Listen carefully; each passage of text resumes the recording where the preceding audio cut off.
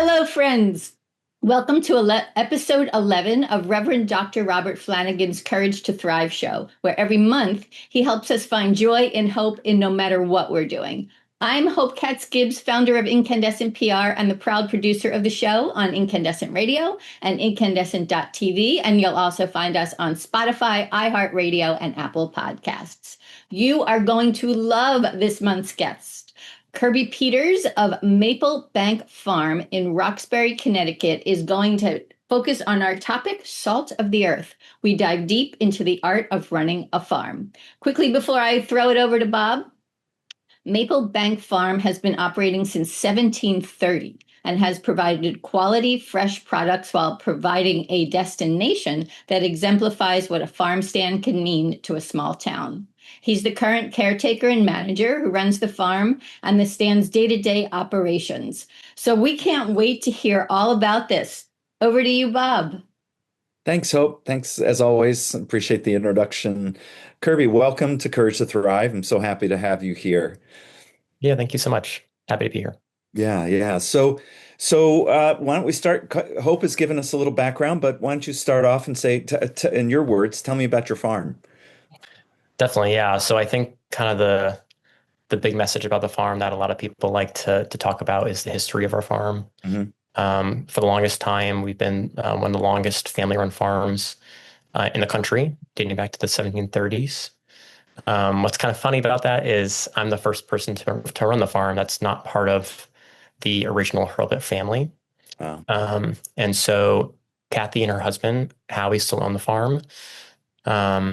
And right, she's the 8th generation that's been on this land, which is pretty incredible.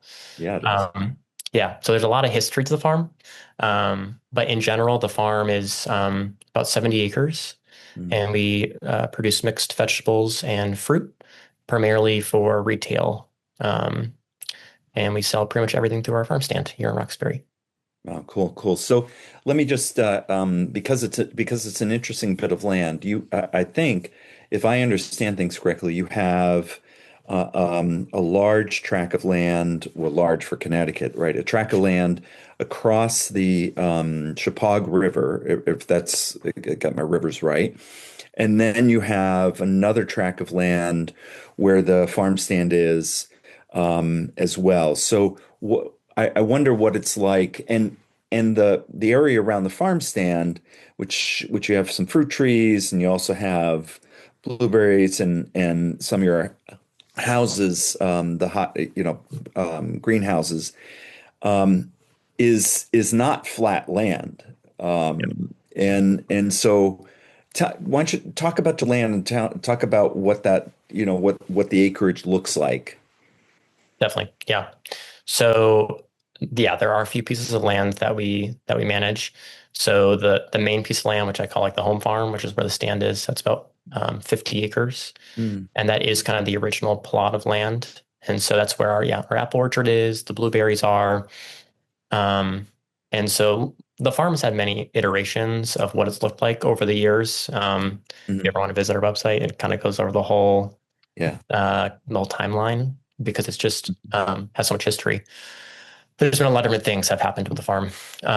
So when Kathy and Howie took over from their parents, before that, it was mainly chickens and egg production. There were some apple trees and some other fruits. But when Kathy and Howie took it over, they primarily wanted to switch over to doing vegetables. And they really wanted to, have the farm stand be more of a key part of their sales. It was kind of hard to grow on this piece of land. It's quite hilly. The farm stand is right in the middle of a valley. The soil's pretty heavy. So they were growing up here. It's not like they couldn't grow, but they were able to come across this opportunity to buy a piece of land, I think in 1995. That was the year I was born, down in the valley, right next to the Chippewa River off of 67. And that's like premier cropland. The silty loam soil. It's right next to that river. It isn't a floodplain, which is not great, but it makes for incredible soil. It drains really well. And so they bought that. And I think Kathy and Howie would probably say this, is that was really transformative for the operation, was to come across that land, because it was just such good soil for growing, and just created a really good environment for right, producing really nice products. Hmm. Um, so yeah, it is a little bit funny because we have to drive over there every day. It's like a 7-10 minute trip. Hmm. But I think a lot of growers would say that's worth um, being able to produce in a in soil that's just really suited for producing good crops. Hmm. Hmm. Hmm. It's cool. And it's beautiful land. I mean, both Yep. places are lovely, beautiful Connecticut lands. So that's really great. And so you're I could say it, you're in your early 30s now, and but in looking at a bit of your resume, you know, you've wanted or you've wanted to be a farmer and work toward being a farmer for a long time. So how did you become a farmer? What was that like for you? Yeah, honestly, I think my journey is a very different. I think being a farmer is a really unique identity, especially in Hmm. the fact that a lot of farmers just inherit not necessarily the land, but they Yeah. inherit the identity of being a farmer. Hmm. I did not come from a farming family. My father's a minister and my mom was a pastry chef. Um, and so it was just like not necessarily something that I was exposed to from an early age. And being a farmer was not actually what I always thought my path would be. Um, and so, yeah, I always had a kind of passion, I would say a passion for growing Hmm. and for, yeah, just like producing something, working with nature. Um, and I kind of just followed that passion and interest because it's what I wanted to do. I, to be honest, I never thought I'd be a farmer. For many reasons, I thought financially it wouldn't work. Um, Me as a queer young person, I just didn't see that as something that was available to me. Hmm. Um, and so, right, I thought I would just work somewhere in the field, whether it was in research or in some other production sphere, whether it was, indoor hydroponics or something that was more like modern, like Hmm. Hmm. because obviously it's like someone who's not traditionally um, like a traditional farmer, it just didn't seem like it would fit. Hmm. Um, Hmm. So so what was that? So what was that turn? Because you look like you were doing a lot of people in around your generation studying environmental science. And then was it the turn kind of in college? Because then you switched over to the ag, it looks like the ag program at Cornell. So was that what made a change for you, or was it just kind of happenstance?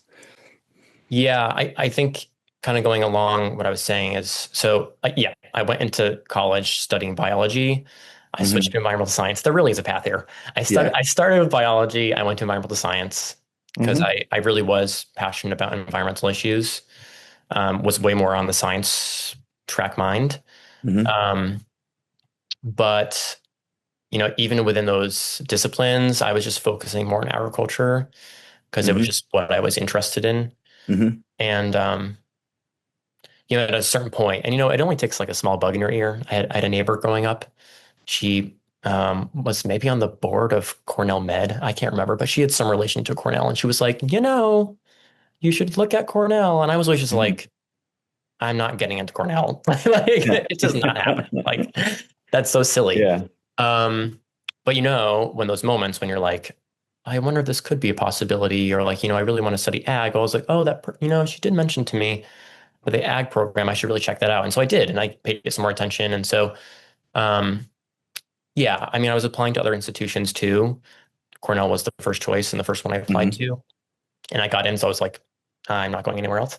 Yeah. Um, and yeah, it kind of just again the journey just kind of carried me forward, and yeah, I just I just listened to what I am interested in, and I Hmm. feel really grateful for that Hmm. because I feel like people don't always necessarily have like a clear, especially when it comes to a career, like Hmm.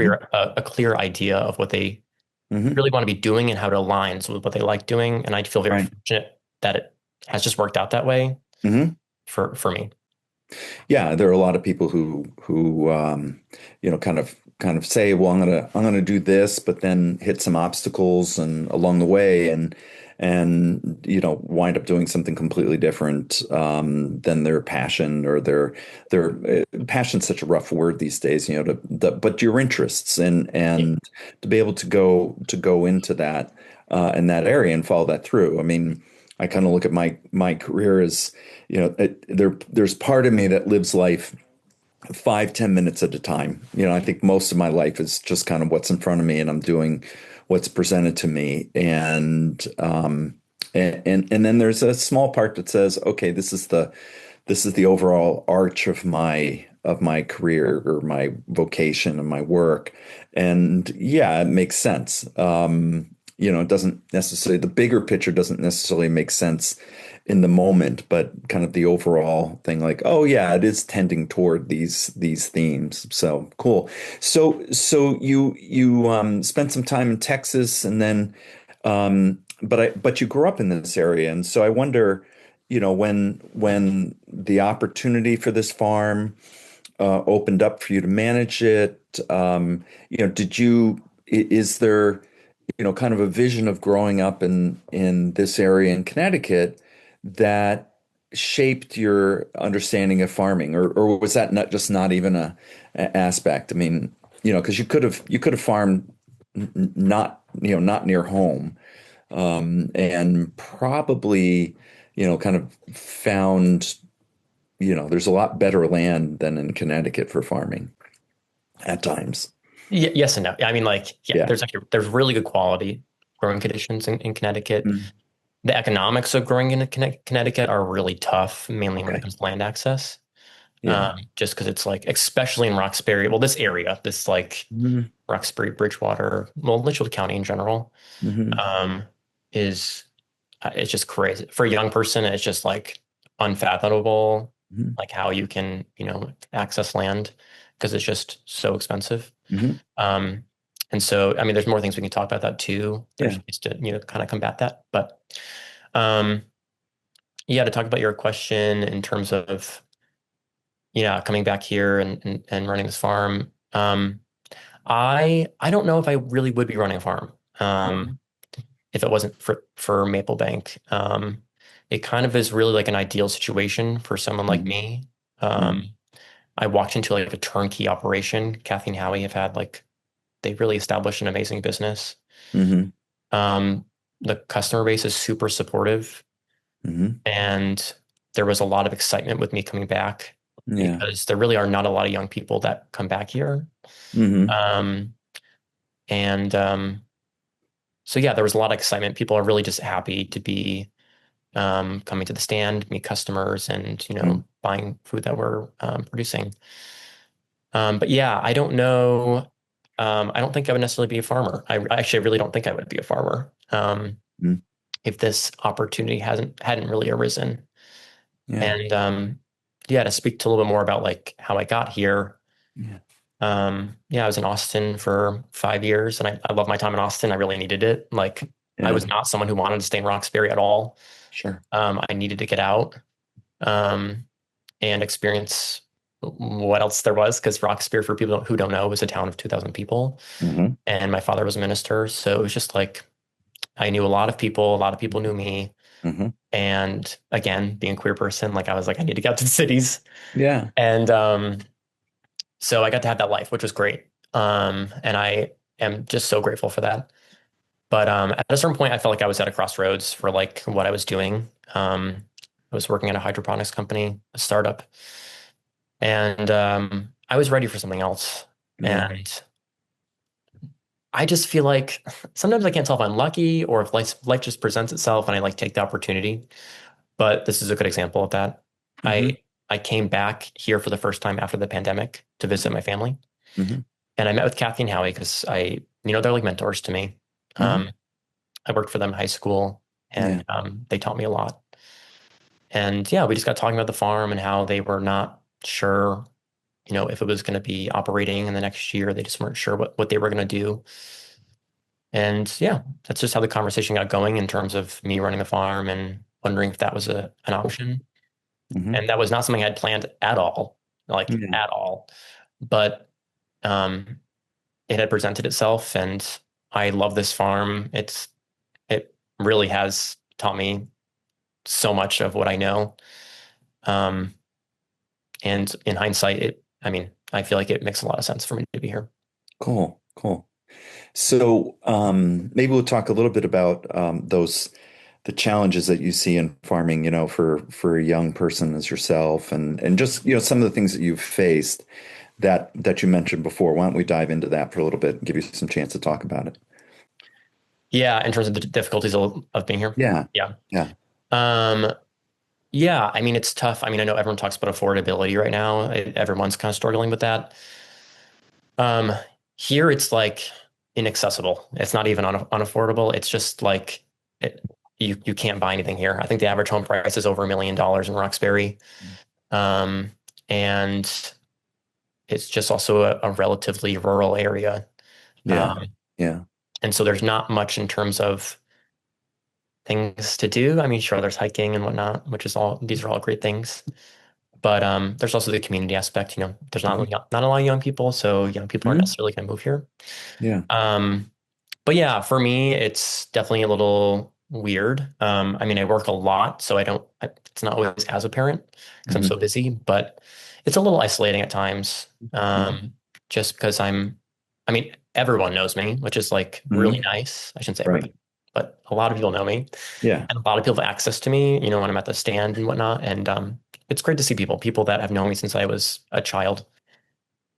But not a lot of people I'm in community with. It's not, Right. these young people that we're going out for dinner, or we're going out for drinks once a week, or, once a month or whatever. Right. Or, these Right. community organized events.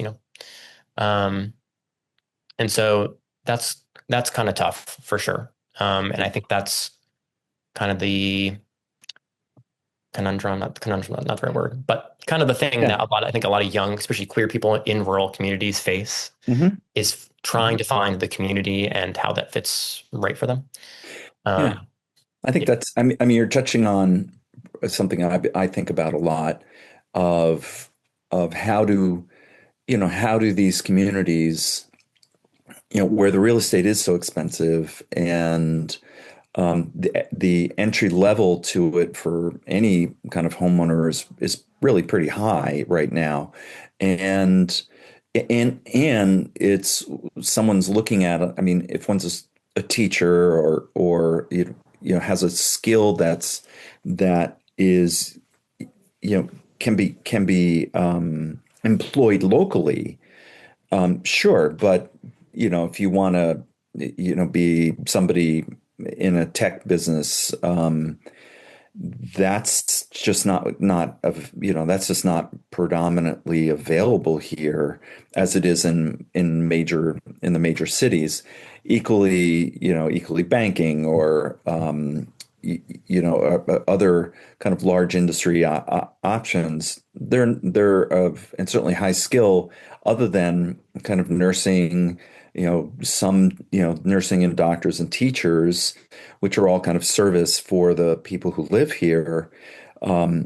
Beyond that, it's a challenge. We don't have like a lot of rural communities. We don't have either a small manufacturing base that's going to employ a variety of different people that would attract young people or a variety of people to be a part of these small communities. I think it's something that's probably true across America. That given there isn't a lot of small manufacturing, there isn't a lot of small kind of business in these towns other than kind of servicing the people around. yeah, It's a challenge. So I think you've certainly hit and described what that challenge is really well. Yeah. Yeah. yeah. I think too, what's kind of unique about Connecticut. I mean, I think Connecticut's not really a topic of conversation for most people, Yeah. but depending on where you are in the state, you really are pulled in a certain direction. So like we're on the west side of the state, and so we have a heavy New York City influence. And I Hmm. think probably the east side of the state probably has a pretty heavy Boston influence Hmm. in terms of industry, people who are living in Connecticut but are commuting into these cities.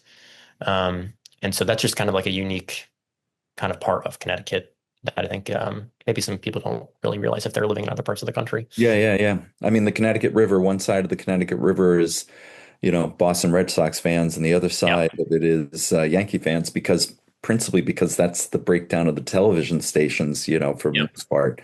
So it's that kind of influence, but it is that kind of challenge. I mean, there is, s- and from here in this part of the state, you once got at least an hour drive in heavy commute to get to a major city, call it Hartford or Greenwich or White Plains or Stamford or Norwalk. It's a hike, and so that's part of the challenge too, without having major transportation alternatives, no busing, no trains, commuter trains, or that kind of thing. So yeah, all right. So let's back to farming for a minute. What is it? What is the farming process itself is varied. What's your favorite thing about farming? What do you like best, if there is something, you know? Yeah. Yeah. No, it's a really good question. I mean, farming, there's a lot to farming. Hmm. So, but yeah, I think to me, it's just like the end goal is obviously to produce a product. Hmm. And I think what I love most is kind of like at the end when you can harvest that, like for me, it's like a pumpkin. I'm like, God. And it's like a high quality pumpkin, you put all this work into it. Because the reality is in farming, there's so many variables and things like that can just go wrong. Hmm. And variables that are out of your control. It's not a controlled climate. The weather is kind of unpredictable. You don't know if you're going to be short on labor one day. There's just a lot of things that can go wrong. So, when you can get to a place where you're harvesting something, you're like, wow, we did a really good job on this, and the product looks really good. Hmm. That's a really, really good feeling, especially when like, it's nice for us. So we have a retail environment right on the farm. So, Right. we know it looks good. And when customers can come in here and also appreciate it, it's that kind of full circle thing, um, where you got to see both ends of the cycle, which is really quite nice. That's cool. I mean, I just do small hobby stuff. I don't grow tomatoes because you can do it for far better and far cheaper than me. Like most people. So I avoid tomatoes where I can. But I would say for me, often, in my experience, would be at the other end of the scale, seeing things break the ground and seeing that beginning process, seeing the result. It can be, as you say, it's so um, dependent on forces that are unseen. I mean, and yes, uh, perhaps most sprouts don't make it to full fruition, or a lot of them maybe not even come out of the ground. So, but it's that potential, I guess, I get excited about. Yeah. So, but also, it's nice to be on the other end to say, here, look, here's what all that work and patience and care produces. I can appreciate that too. So, Yeah, I yeah. don't think you're alone, especially in the spring. We sell a lot of potted plants in the spring. Hmm. So it's real easy to see all the enthusiasm and the excitement. Hmm. I always wonder like how many of these plants are just dying when people bring when people bring them home. But for sure, I mean, people get so excited about planting in the spring and getting ready for things to produce. I just think for me, like the process of growing is what I've always loved. Hmm. Um, and I think too, like as I've like had more experience, I know what it takes more and more. Hmm. And it it really does take a lot of specific things and really precise timing a lot of the time.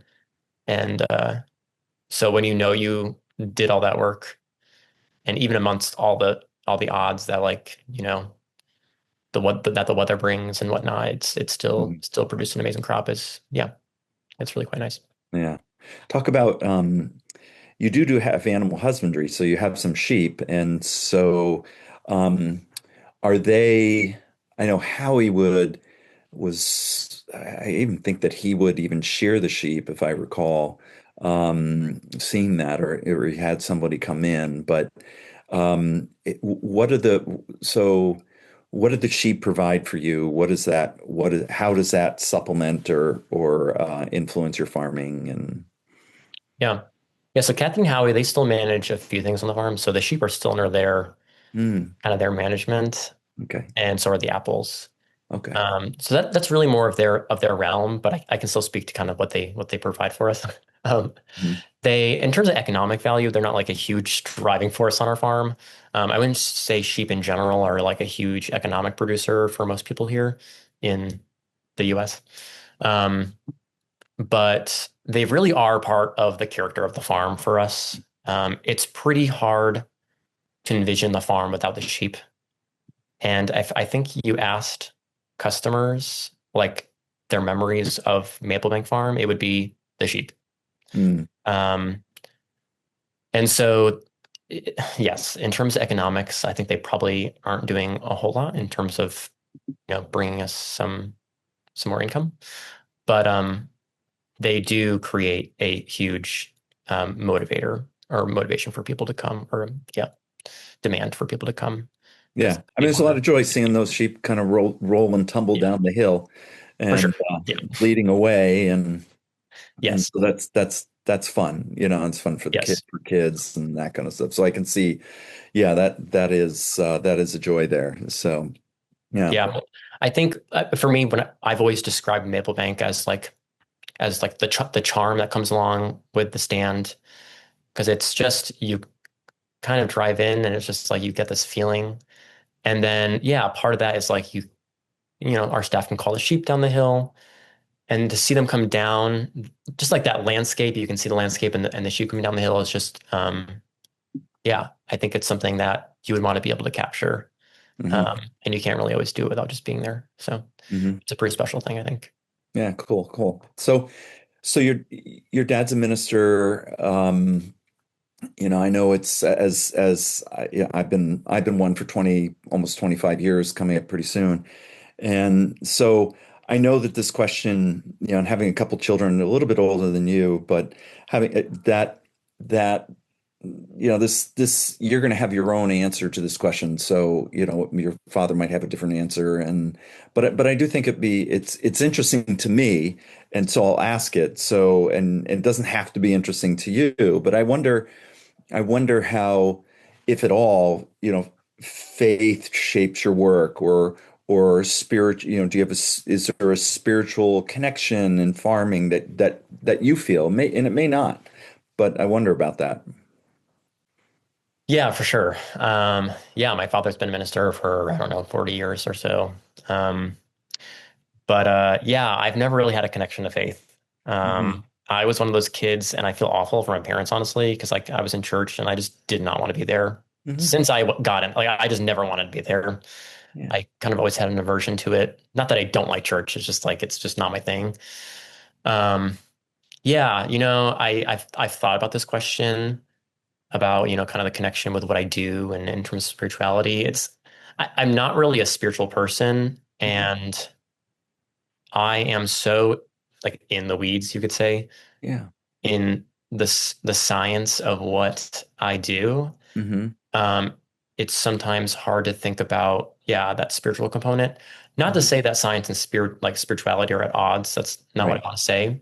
But for me, I just don't pair the two. Um, Right. and yeah, I'm just so much more focused on like the whatever the science of soil and Yeah. the microbiology in soil. And I think for a lot of people, they could see that they could have a spiritual connection to that in terms of Hmm. Hmm. um, Yeah. How about things coming up. let's kind of stay on that for a second, because I think it's familiar territory for me, because I think my children, or certainly one of my children, would answer the same way. And I think, if they grew up as, uh, they were in their, you know, 5, 6, 7 when I was attending seminary. So they have that experience as well. So you grew up completely within in it. But I think there's a challenge that children face, particularly when it's, the leader, a spiritual leader of a small town. Everybody knows you, and there's a spotlight on you that you didn't ask for. Um, and there's uh, kind of unspoken demands that go with it, even to my question, I mean, if your dad was a banker, well, I wouldn't, I wouldn't make a connection to say, gee, what's your connection with banking to farming? It wouldn't be there. It's a bit, even there, it's a bit unfair, right? And yet, um, people have an expectation of that, and there's a lot of kind of social pressure around this that can be there as a pastor's kid. Yeah. Yeah. So I had a sister, or I have a sister. Um, Sure, and she appreciates you saying that. Yeah. I know. She actually lives here. She lives in Roxbury now too, which is kind Yeah. of nice. She was in California for a long time. And so for both of us to be back, it's kind of fun. Yeah. Um, but yeah, I think if you ask the two of us, we probably had, we definitely had different experiences when it came to being a minister's child.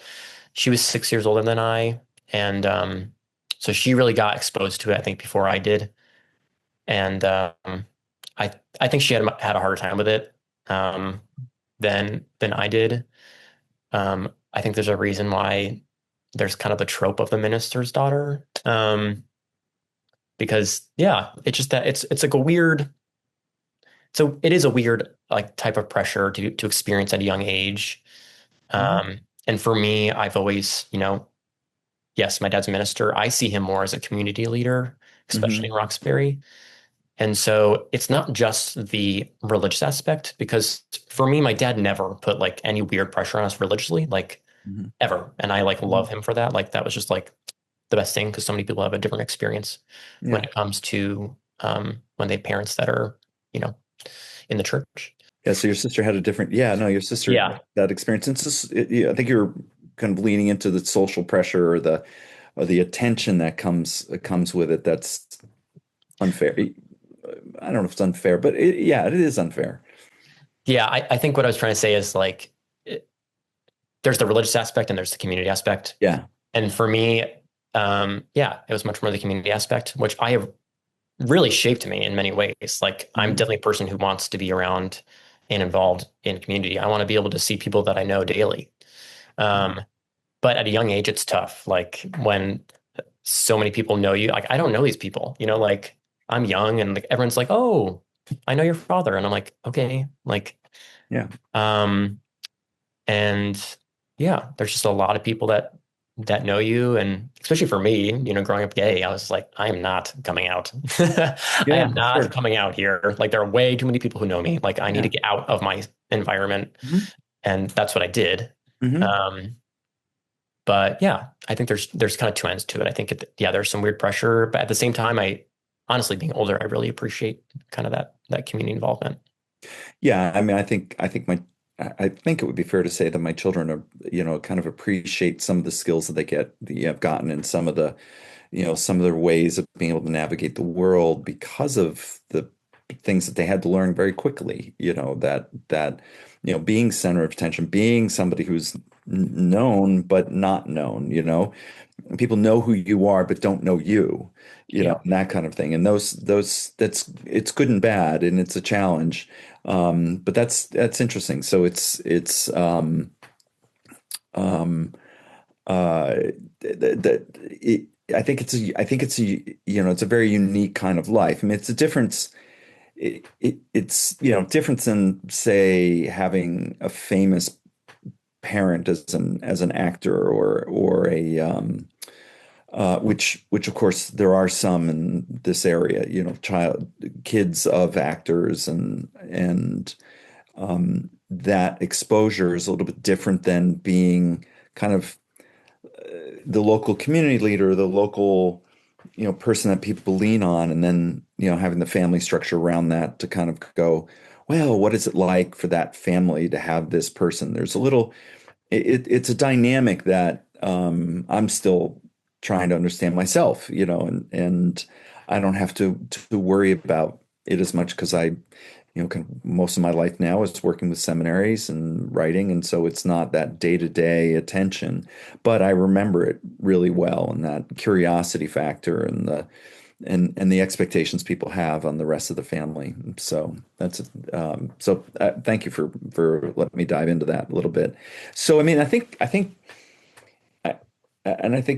this question kind of leads out of that is that what do you see as, in a way you responded to the owners of the farm in this sense of community and the vitalness of this farm as an institution in the town. And I wonder, how do you see, you know, and I think you see Maple Bank as a part of the community and also as a bit of an institution, an important factor in the community. And so what do you see, uh, or let me ask it this way, why do you see, small local farms, vital or maybe not to a community? And Yeah, I mean, I think there's a lot to that question. Mhm. I mean, I think what's apparent right now is, we're hearing a lot about the cyclospora outbreak, which Mm. is that, the extreme diarrhea that everyone's hearing about in the Yes, yes. news, and which has been great for us. There have been I mean, like every farm is talking about being up Yeah, is 20 to 30% this year, which yeah, is just like yeah, amazing. It's amazing for yeah, us. We're so busy, which is good and also really training. yeah. But it provides a really good example of why like it's really nice to have these small, more local farms Hmm. available amongst these huge consolidated operations because for example, you get some type of parasite that is in an operation and then now it's spread to a whole bunch of lettuce that's spread throughout the whole entire country. Hmm. Whereas, we're relatively isolated here. We're Hmm. producing for, a town of 2,000, but, the amount of customers that are coming in day by day is somewhere in the 200s, like, Hmm. um, and the nice thing about Connecticut too is like, there's a lot of training around food safety, which is incredible. Um, but yeah, I think it shows a really good example of why in terms of, I mean, diversity is always a good thing, but why we should make sure that we're still making sure that not everything's so consolidated Hmm. and that we still have some of these smaller operations that can produce for their local community. But I mean, that too, like say something happened and they're like that farm had to shut down Hmm. and like they all of a sudden couldn't send anything out. And it's like, well, there still needs to be something that can keep up with that demand. Hmm. So that's what I like to say is like we're always here. Like Yeah. whether people want to come to us or not, we're always here and we're available. And I really have been trying to encourage people because we've seen a lot of new faces at the farm because of this. Is like even when the explosive diarrhea is gone, like we are still here. Like you can still come to us. Like, but yeah, I think that's like a small subset of Hmm. what we're talking about. But I mean, farms in general, like our farm, the big thing, especially for Kathy and Howie, has been farmland preservation. Hmm. So our farm has been preserved. The development rights have been sold to the state, so no one can develop the land. This is really, really big for Kathy and Howie. It's like one of their big priorities and their family to make sure that this farm stays a farm that is farming into the future. Um, and that's not only important in general, but for Roxbury, like you say, it's almost like an institution. And that's because it's a small town. There's not much here. Like we have some businesses, but I mean, there's really not a lot. Um, and so it's something that we really want to make sure stays. And once farmland is gone, it's been developed, you can't get it back. So there's a really big push, I think, everywhere, but especially in Connecticut. There's some pretty strong programs for farmland preservation to make sure that we're not just giving up this land and never able to get it back. Hmm. Hmm. Um, but that too, it's like it kind of goes into the small business thing as well. Like small businesses are so important, in my opinion, especially nowadays. When we talk about consolidation, I also think about consolidation of wealth. And yeah, the money you spend locally most likely stays locally. Hmm. I'm shopping at local businesses with the money that I'm getting from my business, Yeah. Yeah. um, and that creates a really healthy local economy. Um, and to me, that's something we can sustain, unlike a model of trillionaires. Um, and so, right, I just think in general, local businesses are something that we should really be trying to focus more on. And local farms fit right into that. Hmm. Hmm. Cool. That's great. So, um, so you went to Cornell, and then you went to Austin, and and all that learning. I wonder, and it sounds like you've had this along the way, um, you know, different than previous generations. What would you say are some of the innovative methods you're using now in your farm practice? Yeah. I hesitate to use the word innovative because I feel Okay. like that seems too strong. Yeah. I definitely don't Still want to putting like, seeds in the dirt. Yes. well, like I'm still young. Like in the grand scheme of things, I'm a newer farmer. Hmm. The state would classify me as a new farmer. Hmm. Um, I mean, the average age of a farmer is like 65, Yeah. which is like, or 60, it's in the 60s, which is like Wow. insane. Yeah, it is insane. It's so crazy. But yeah, I hesitate to say innovative because lots of people are doing lots of things, and I don't want people to think I'm like on the cutting edge of Yeah. agricultural Okay, fair enough. technology. Yeah. But still, I'm happy to talk about some things that I think are important, especially when it comes to like the newer generation of farmers. Hmm. Um, and for me, a lot of that is revolves around cover cropping. That's a lot of what I did in college, and even after. But What does cover cropping mean, if others, those yeah, who might not know it? yeah. So cover cropping is generally a crop. So you're going to take a piece of land and you're going to take it out of production, Hmm. and you're going to plant a crop that doesn't necessarily have like economic value. I mean, it does in some way, but not. You're not going to be selling it. So Hmm. the idea is you're growing it, and then you're going to terminate it, and then basically reincorporate that back into the soil. We talk a lot about organic matter in farming. You might hear about that more and more, but it's a really, really important thing when it comes to soil. It's Hmm. kind of like if soil had like a currency, it would be like organic matter. And so I think as farmers, we're always trying to think of how we can be adding more organic matter into soil.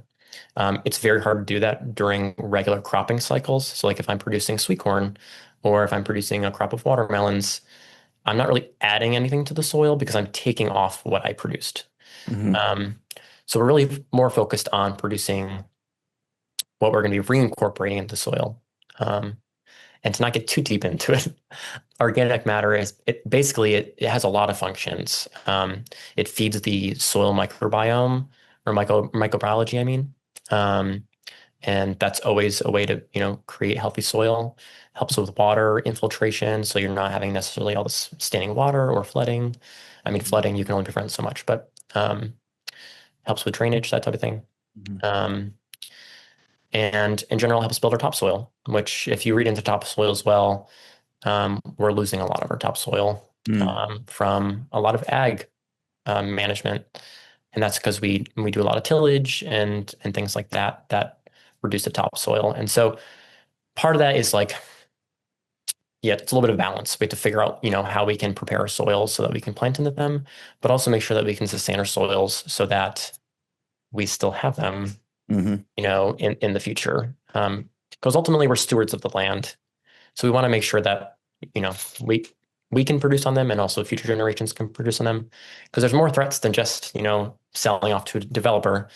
Hmm. Um, and it get developed. We need to make sure it stays, productive land. Yeah. So yeah, you'll hear a lot of people talking about cover crops. Um, and yeah, that's kind of like the sustainable That, management. yeah, I've also heard a lot about regenerative farming of late. Yeah. What is that? What is your thoughts on that? Yes. Oh my God, I love this question. Okay. Yeah, this might be a hot take. I don't know. We'll find out. I really don't like the term regenerative ag. Interesting. I like the concept. So for people who don't know, regenerative ag is basically the idea of you're, we're taking a piece of land and we're gonna turn it into, a field for production. But the idea is you're leaving it better than you found it. So say you take a forest, you clear cut it and whatever, put it into production, and theoretically you're putting more ecosystem services or whatever into it Hmm. that was already there. That I think is like, I don't know.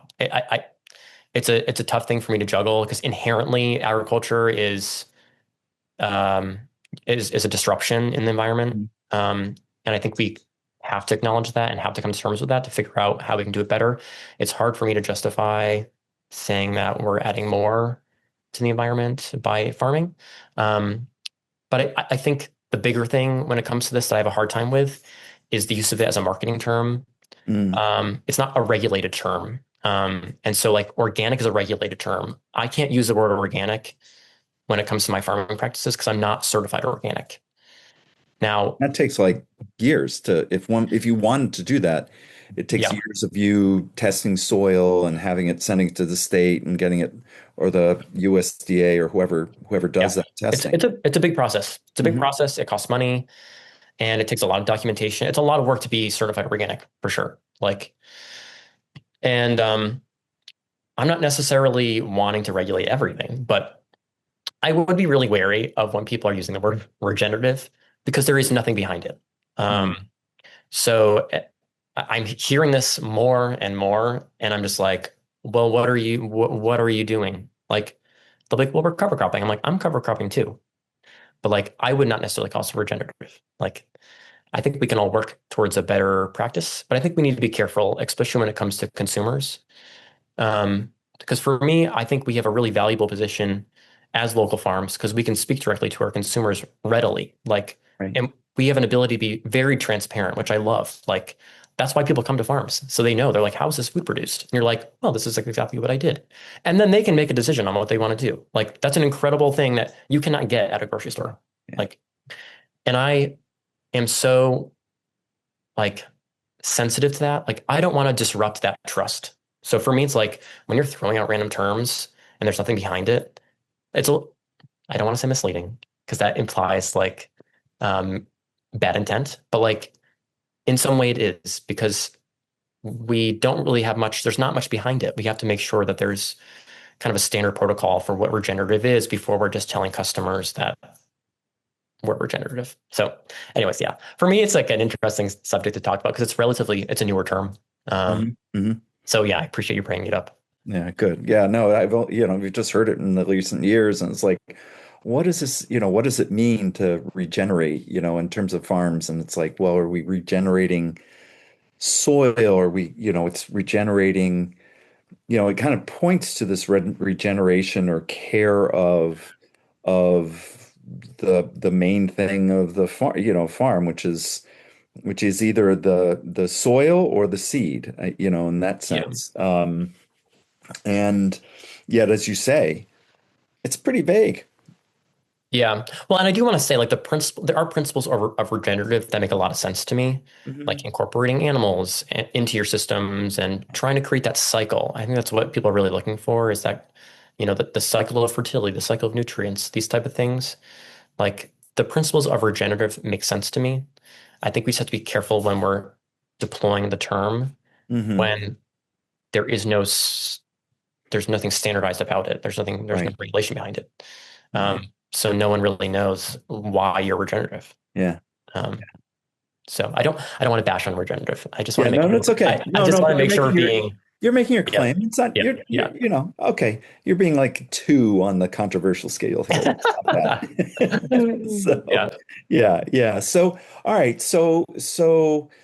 I, as again, you haven't didn't think that you were becoming that you would become a farmer, but now that you are one, I wonder if you kind of look out and over the course of a span of a lifetime or the rest of the century, and kind of say, what do you see farming becoming? You mentioned that there are a lot of aging farmers and a lot of there's obviously we've all kind of heard of the big ag being involved in farming. So I wonder what your take is of the future as you are kind of starting out in the first few years, starting out five, almost probably 10 years of farming, and then your worked at Maple Bank in high school. So you've been involved in farming for a bit at a time. And so where do you see it, going over the rest of the century? Yeah, I mean, it's a huge question. Hmm. Um, I think it's tough. I mean, along with like when we look at the future of the world, it's kind of hard to see.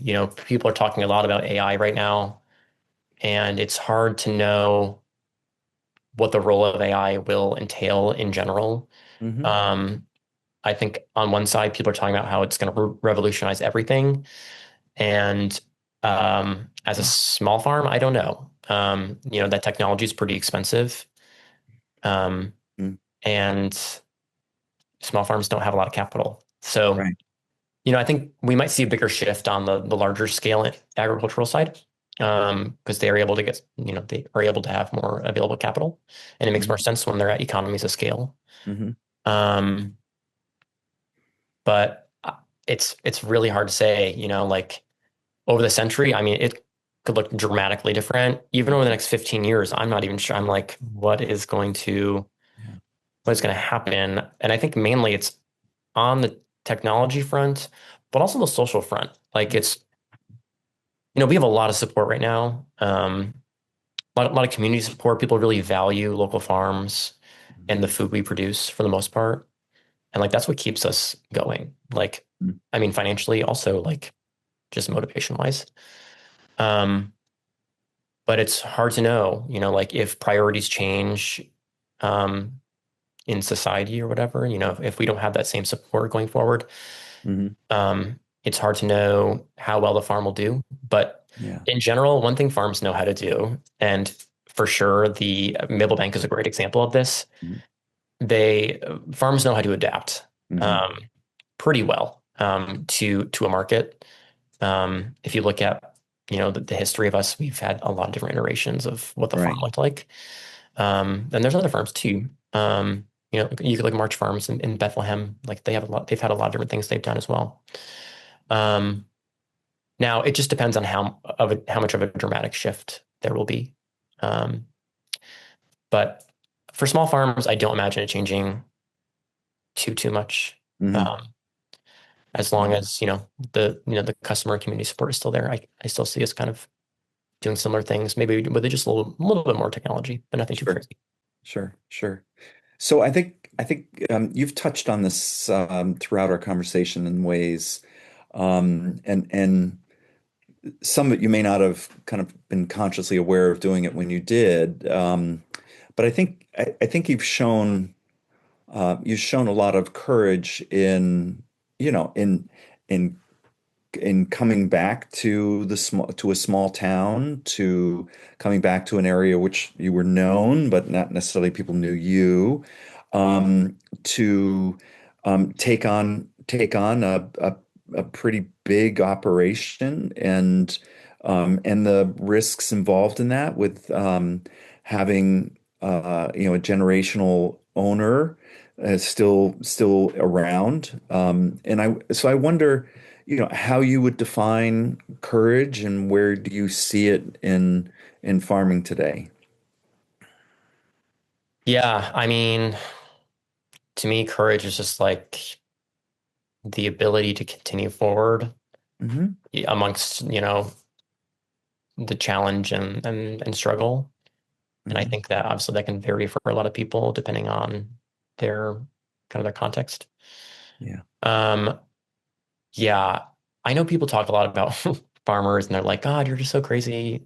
You do all this work. It's like, but it's like so for real. Like, I don't think people Mhm. realize like this completely takes over your whole entire life. Wow. Like, my whole life is this. Yeah. Like, this is like, yeah, this is my day off. It's not really. It's just the day I don't have staff. Like, Right. Right. I'm doing payroll. Yeah. I'm paying bills. I still will go in the field and I will still be doing work. Like, Yeah. um, and yeah, you have to continue forward without like sometimes sacrificing your whole life. Like Right. Right. It for sounds like for, that. I for this. mean, this is, in a sense, one could say it's all consuming, but it's in a sense, what you're saying is that this courage requires, or is asking you to be dedicated to a task, and to a process has certain risks to it, and certainly kind of environmental. And I mean, weather and the changes that can go on at any time. There's also the physical challenges. I mean, I don't think you're an operation that uses a lot of heavy equipment, but certainly some. And there's danger in that. There's risks to being injured and hurt and that kind of thing. And you've also mentioned that it kind of isolating or lonely or that kind of, I mean, you're being fed off of the production. Your meaning is coming from your work and the result of your work. But there are some trade-offs with that, and I think that is, in a sense, courageous because you're giving yourself over to something that is asking a lot from you. For sure. Yeah. And that's definitely been a process um, over the last, I would say 3 years, figuring Hmm. out like coming to terms with like what I have done. Not like that sounds bad, but like basically with the transition, Yeah. it's yeah. I mean, you look at someone my age and what they're doing right now, at least like my friends, like they're off in cities and Yeah. working a 9 to 5 and Yeah. have social lives and go to coffee shops with their friends. And Yeah. I don't really have that. Um, and so that was something, yeah, I just had to come to terms with and also figure out my priorities in terms of what really Hmm. is something I want to be doing. I mean, like the reality is like I've definitely thought about leaving before. Hmm. Um, because it's just like well, the other thing too I should say is I'm a single farmer. Like a lot of people Yeah. get into farming as a couple Yeah. and like I understand why. Like it makes a lot of sense. Yeah. Yeah. Um, but it has just completely taken over my whole entire life. Hmm. And Hmm. on the flip side is when I look at myself and I'm like, okay, I feel like maybe I should leave. I literally can't. Like I am so yeah, I'm so invested in the farm. And I don't mean that financially. Like Yeah. I want to see the next watermelon harvest. Hmm. I want to plant the next strawberries. Like I can't not do it, you know? Hmm. And so for me, it's re-looking at this in a different way and figuring out, okay, this is how, this part is locked in. You're going to be a farmer. Right. Like, Right. how are you going to rebalance your life Yeah, sure. and figure out the other parts of you? Um, and so yeah, I guess that is partly courageous to Hmm. to figure all that out. Hmm. Um, but yeah, it's definitely an interesting life. Yeah. I mean, because you're taking the time to be reflective on what you're doing, and I think that and understanding, that part of you that if you weren't doing this, there would be an emptiness to that, though you're balancing out, filling in other parts of your life that also need to be filled, and those trade-offs and how to make that work. I think that's yeah, it is courageous. Not in the and I don't mean when I talk about courage, and I think of courage as I've said, courage sometimes is just getting out of bed. That to just facing the day is can be courageous and can be the biggest accomplishment that one has in a day is Yeah. to go into that day. And so I don't, there is a moral component to courage that means, when we think of the people that are given like the Medal of Honor in war. I mean, those people are doing what is considered to be courageous things, often, out of a willingness to sacrifice themselves to help other people, and that's often, while we do it, somebody makes that kind of heroic action and we all pause. But courage just isn't just that moral aspect. I think as I'm talking to more and more people, I see courage as being much more broad and much more um, endemic or just a deeper part of the human experience, as broadly. So here it is. I mean, so we've kind of hit these challenges here with courage, but so to turn the page on this, what do you think that would thriving look like? I mean, if you visioned out and said, hey, this is how this is kind of how I would check off most of or all the boxes in my life. How does that look like? I think you've talked a little bit about it, but let's see if we can kind of land solidly on it. Yeah. Yeah, it's really funny to think about this question, but I think thriving to me would be like a sense of normalcy. Hmm. Um, if if I could get to a point where I feel like I'm living like a normal life, I think I'd be like, wow, I really have this under control. Like Hmm. I have worked efficiently enough.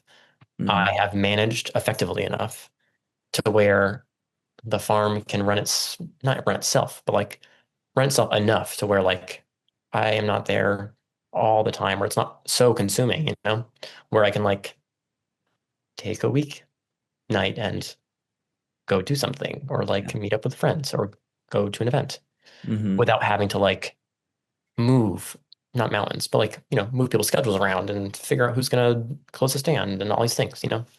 Um, yeah, if I could, and I think it goes back to the balance, Hmm. like balance of life. But if I could get to that point, oh my God, I feel like I have hacked the system. Yeah. It would be incredible. Yeah. Yeah. Well, fabulous.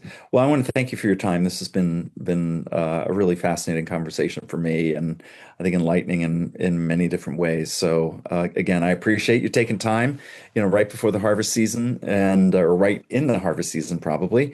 And folks will be listening to this in September, and I think they'll have a grand appreciation of getting out to their local farms and talking with the farmers there and better appreciation of what happens and more curiosity about how they do things. So I really do appreciate, Kirby, your time. No, yeah, thank you so much. I appreciate it. Yeah. We appreciate you very much, Kirby. How brave and courageous to share all of that with us. Really powerful and important. The future of agriculture, small farms, small business, the environment, just really touching on all the important things. So, friends, the next time you are in Roxbury, Connecticut, please visit Maple Bank Farm, 57 Church Street, Route 317, and learn more about Kirby and his work at maplebankfarmct.com. Thank you for being part of our Salt of the Earth episode on Reverend Dr. Robert Flanagan's Courage 2, that's the number 2, Thrive.com show. And thank you, Bob, for your wisdom and insight in what it means to be courageous, resilient, and powerful, and what it means to thrive. So I'm Hope Katz-Gibbs, founder of Incandescent PR and proud producer of the show on Incandescent Radio and incandescent.tv. We invite you to follow Bob at www.courage2thrive.com and on YouTube at courage2thrive.tv. We will see you next month. Stay courageous and be incandescent. Thank you all.